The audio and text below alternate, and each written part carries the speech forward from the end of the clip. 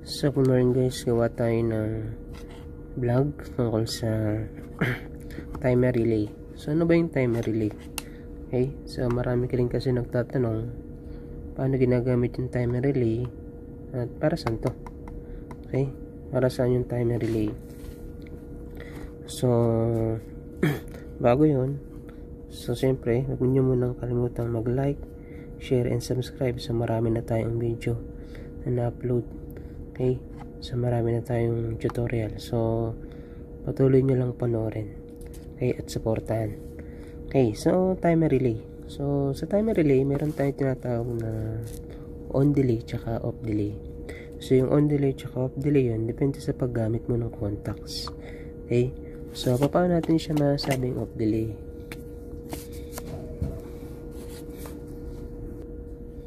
Okay, so sa off delay, ang contact na gagamitin mo is normally close.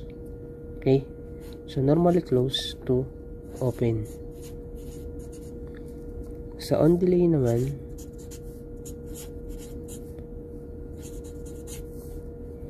sa on delay is normally open to close. So ano ba itong NC tsaka NO? So yung NC tsaka NO, so ano ba itong NC tsaka NO? Normally close ito, tapos ito normally open. So saan makikita yan? Yung timer kasi natin mayroong normally open contact at normally close contact. So kung ito drawing natin yan, so normally close, syempre ito yung symbol nya. Yan. Normally open naman, so ganito. Yan. Normally open contact. So sa off delay, normally close to open. On delay, normally open to close. Okay, asan ba yung contact na yan? Yan. So makikita mo rito.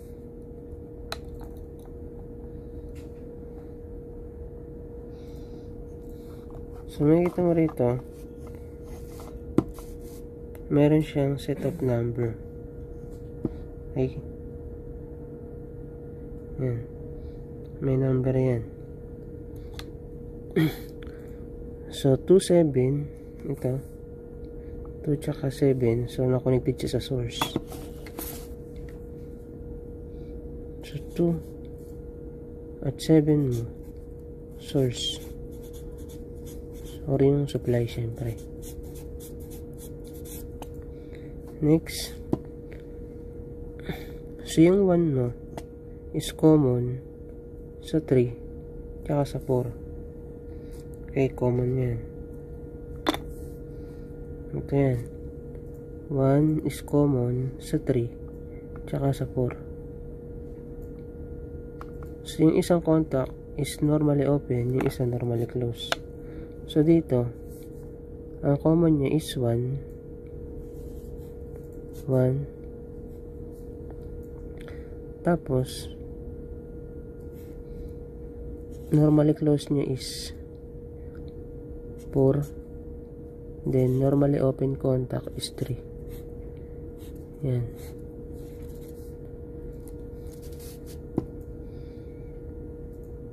So, syempre, kung ang gagamitin mo ay off delay, sabihin gumagana na yung circuit mo, i-open mo naman siya.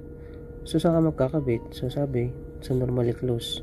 So kung normally close yan, kakabit mo yun sa 1 tsaka 4, yung i-off delay mo sa 1 at 4 na contact. Okay, kung i-on delay mo naman sa 1 tsaka 3. So sa kabilang side meron din 8. Ito 8, 6, 8, 5. So yung 8 common din yun, common na kung saan yung 5 is normally close, tapos yung 6 is open. Okay? So, yan. 8 is common. 5 is close. Ayan. So, 8, 5 close. 8, 6 open. Normally open. Normally open. Then, normally close contact. So, kung makikita mo sa timer na to, meron siya, ayan, source voltage. Kung ano yung pwede mo ilagay sa kanya. So, yan, nakalagay dyan is supply 100 to 240 VAC, 50 to 60 Hz frequency. Pwede rin siyang 100 to 125 VDC. So, pwede siya sa AC, pwede sa DC. Sa contact niya naman, since meron siyang contact, sa 250 volts AC,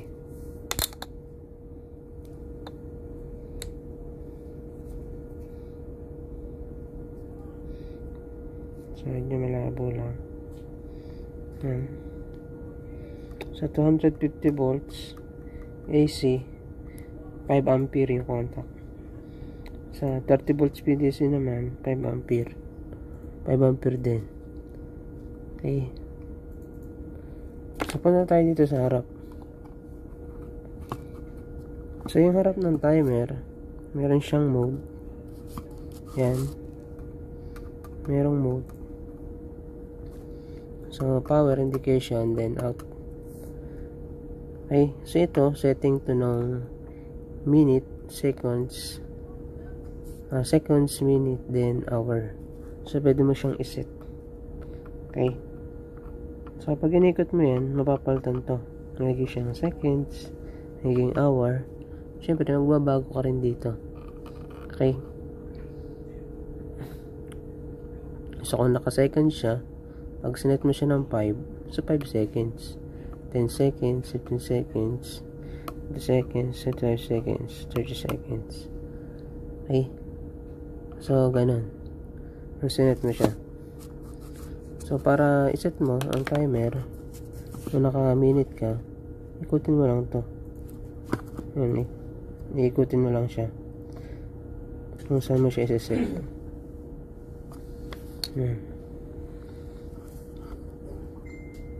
So, kung naka-on delay ka, ibig sabihin nun, yung pag gana ng circuit mo, pag gana ng circuit mo, halimbawa ilaw, gawa tayo ng diagram. Okay. So, halimbawa, meron ka rito switch. So, connected dun sa timer, coil ng timer. So, 2, tsaka 7. Yan. So, ito yung schematic diagram. So, samplean lang natin. So, halimbawa, i-on delay mo siya. Okay, so sabi, kapag on delay, kapit mo sa normally open. Okay, so yung timer mo. So, halimbawa, ito yung switch. Or, sabi na, toggle switch lang to. So, lagay mo siya dyan. Yung contact nito. So, ang gagamitin natin is on delay, so normally open, hanap tayo ng contact. So, pwede tayo sa 1.3. Pwede rin sa 8.6. So, gamitin natin yung 1.3.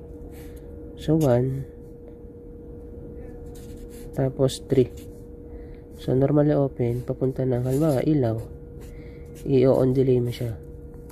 So, halimbawa, nag-set ka rito ng 5 seconds, sabihin natin, or 5 minutes.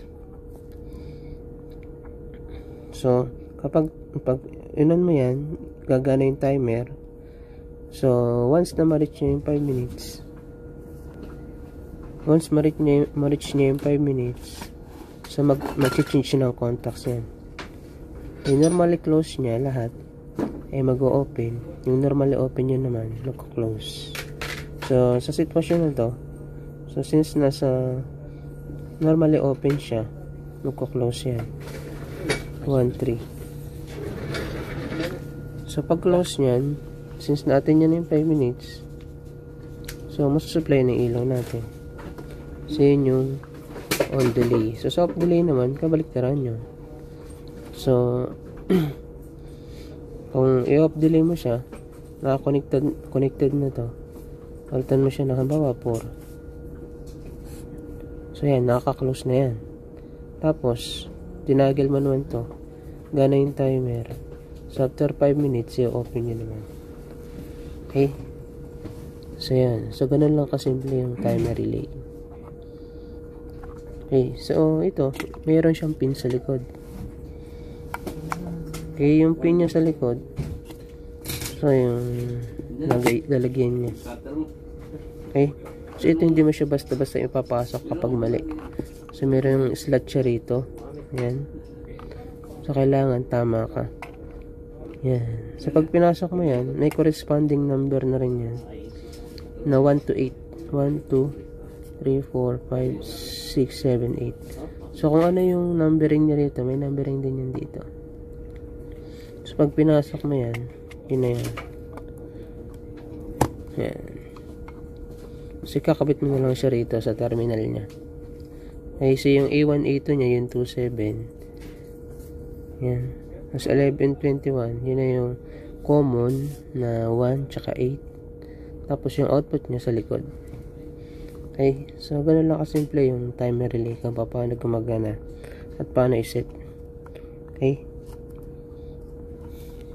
So, kung gusto nyo, so, mag-try kayo na mag-supply. Supplyan nyo rito. Basta titignan nyo lagi sa timer kung ano yung supply voltage nya. Eh, yun lang naman ang mahalaga. Supply voltage, supplyan mo yung 2 tsaka 7. Okay, makikita mo rin naman sa diagram. So, tingnan nyo rin diagram. Tapos, kung ano yung current na daan sa kanya. So, kailangan alamin mo yun kapag bibili kayo ng timer o gagamitin mo yung timer sa isang project. Yung source, tsaka yung current sa nadaan sa kanya mga contact. Okay, so ngayon guys, tuturuan ko kayo kung paano mag-test itong relay. So, supplyan din natin siya.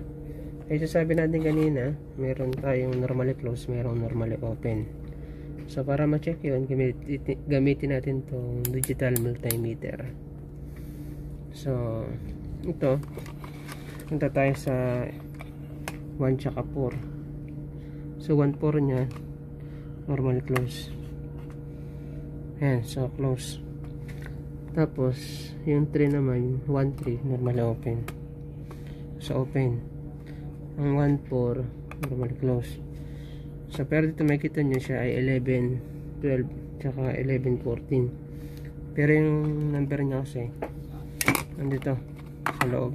Ayan, 1, 4, 1, 3, tapos 8, 5, 8, 6.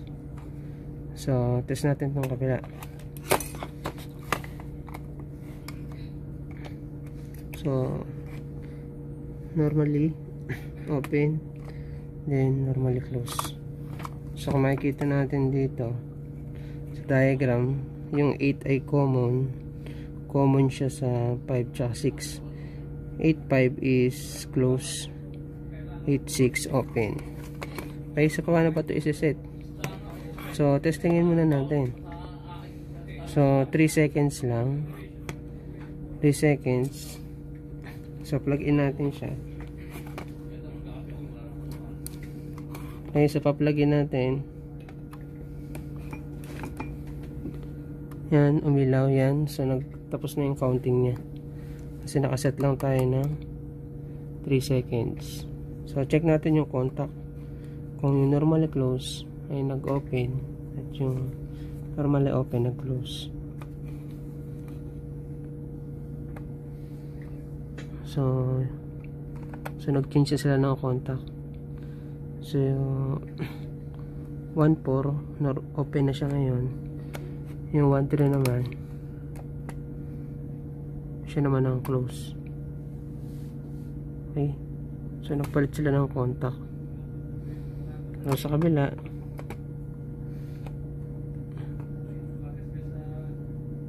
so nag-change din sila ng contact. Okay, so nag-change sila ng contact. So nung na-energize yung timer natin, okay, so nagpalit ng contact. Yung normally open naging close, yung normally close naging open. Okay, so ganun lang kasimple guys yung pagtitest ng contact. So doon mo kasi maalaman kapag sinupplyan mo kung change yung contact nya. So set mo rito yung value. So once na ma-trigger yung set value mo, so yung contact nya mag-change. So tanggalin mo natin to. So para i-set yung para i-set yung seconds, hour or minute. So dito sa knob nito, iikutin mo lang siya. Yan. So ito naka seconds. Okay. So 10 hours siya ngayon. So ikutin ulit natin. Hours. Okay, next nito is minute. Yan. So ito naman para palitan niya mga scale niya. So ikutin mo lang itong kabila. Yan, so gumagalaw siya. Yan, 0.2, 0.4, 0.6, 0.8, 1. Yan, ito 0 to 30. Haba, gusto mo iset ng yan, naka 30 minutes ka, nakaset ka ng minutes, tapos 30 minutes. So after 30 minutes, saka siya matitrigger, saka magkapalit yung kanyang contact. Okay, so tingnan pa natin. Yan. So yun guys, so para malaman nyo yung isa kung nag-change yung contact nya, so supply natin yung supply natin yung 2 tsaka 7. Okay, so yun lang guys. So para updated kayo sa mga videos natin, so please like, share and subscribe kasi mag-upload pa tayo ng marami pang videos para marami pa kayo matutunan. So yun lang guys, thank you.